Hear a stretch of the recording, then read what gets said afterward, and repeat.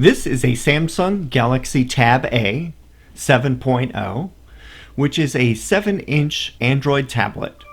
It came out in 2016 and comes with Android 5.1. Unfortunately, it can't be officially upgraded to newer versions of Android.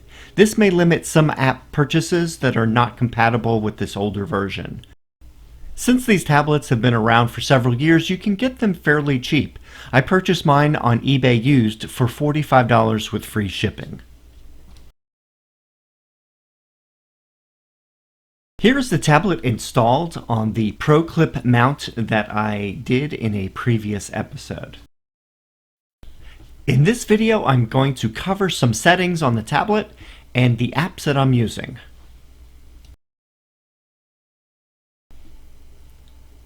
First, I'm going to press the Settings button on the lower right-hand side of the screen. Scroll down and press the Display button. I use the outdoor mode if the car is going to be used during the day. This pumps up the brightness and makes it usable even on a sunny day. The tablet will stay in this mode until it goes to sleep or turns off.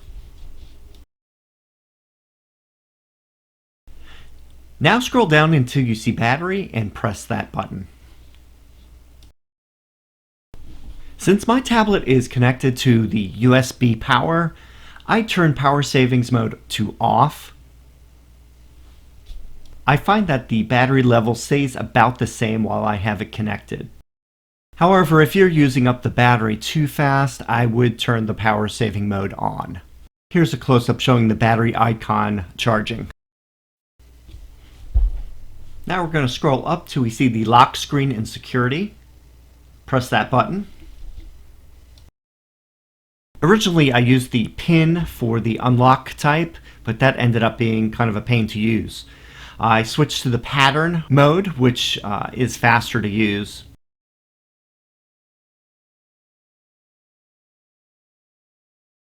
Another thing that I have set up is Smart Lock. Go down to the Smart Lock button on the right hand side, press that. This mode recognizes devices or locations to keep the tablet unlocked. Here we can see you can set the trusted places as your home address, for example, say you park in your garage. I have it set to detect my Bluetooth OBD link adapter, which I'll talk about in the next couple of videos. Newer versions of Android have even more options for this feature. I also changed the lock automatically to about 30 minutes, so it doesn't turn off while you're driving. Since this device uses Wi-Fi for internet access, you need to connect it to another source, such as your smartphone, by tethering or hotspot. Unfortunately, the Model 3 does not allow you to use the internet connection with connected devices. Here you can see the Android home screen. I added and rearranged applications that I would use most often on the first page, and I put lesser used apps on the second page. I'm going to go over some of the more popular applications. On the lower left, we have the Waze app. Waze is a good navigation alternative to the built-in Tesla Nav. It's owned by Google now and has a lot of crowdsourced data, alerts, and routing features. Here I'm going to start up Waze and give you a quick look at the screen.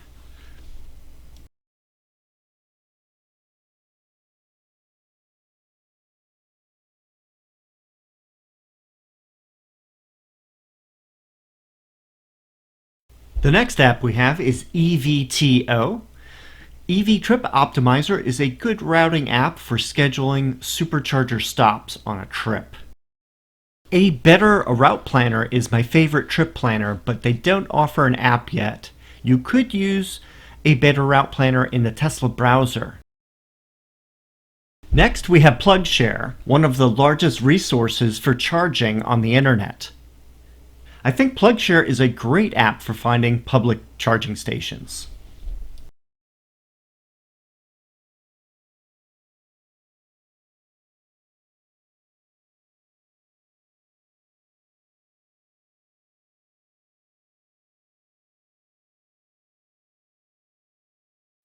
This app is very customizable.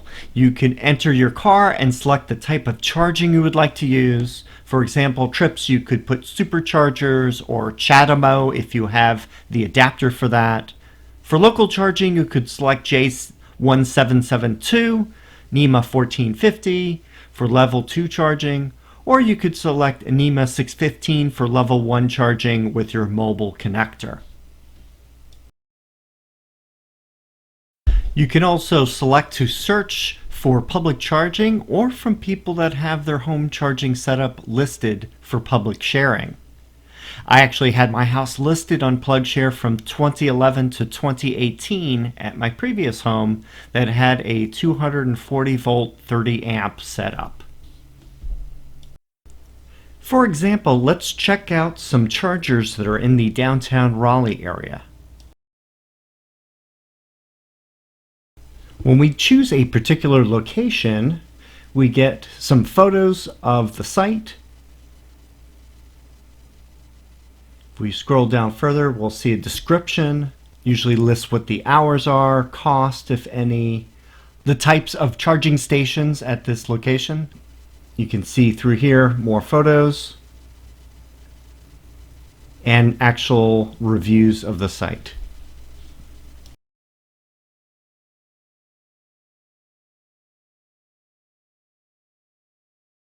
Here's a curbside location that's next to the amphitheater. This location has a 30 amp L2 J772. We happen to see an Eccentrica EV motorcycle charging. This photo shows a car that shouldn't be parking there. Next are 4 speedometer apps that I found in the Android Play Store. The first is Speedometer by Eccentrica Technologies. This app offers both a digital speedometer and an analog dial. You can switch between the two when you're using it.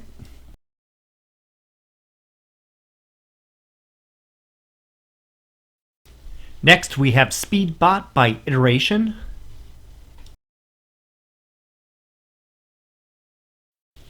This app has a digital speedometer in the center with an analog dial around the outside. Next, we have HUD Speedometer by Funny Apps. This one offers a digital speedometer only on a dark background. There are 5 color settings that you can use. All of these apps use the GPS sensor that is built into the tablet, so there is some delay you can see when comparing it to the speedometer from the car. And the last app is GPS Speedometer by Coolniks. It has an interface that's similar to the previous one that we just looked at, except it has a much larger speedometer number. It has the ability to pick themes, and you can create new ones with different colors. These are just 4 of the dozens of speedometer apps that I've found in the Android Play Store. Well, that wraps it up for showing you some of the apps that I use on this tablet. The rest of this video will show daytime and nighttime driving with the 4 different speedometer apps.